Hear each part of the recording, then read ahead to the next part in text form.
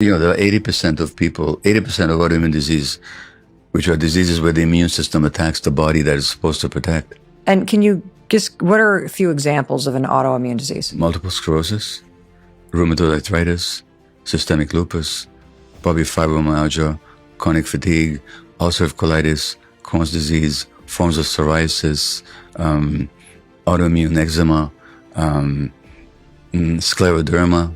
I could go on and on. There's about 100 or so of these, and 80% of them happen to women. Why?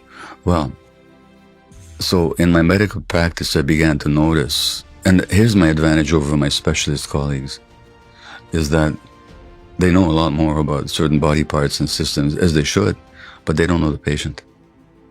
I knew people before they got sick, and I knew them in the context of their families of origin and the extended family very often. So I got to see who got sick and who didn't.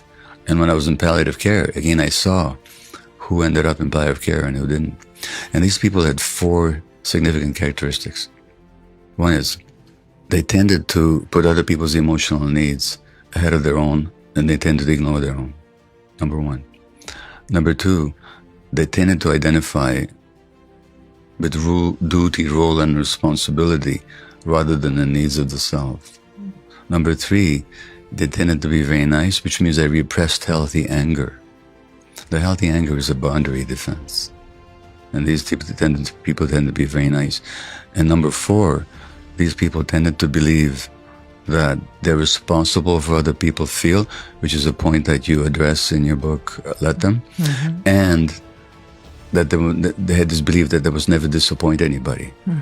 Now, those beliefs lead you into not saying no to the demands of the world, and you're constantly taking on stuff and stress and other people's stress. You get stressed.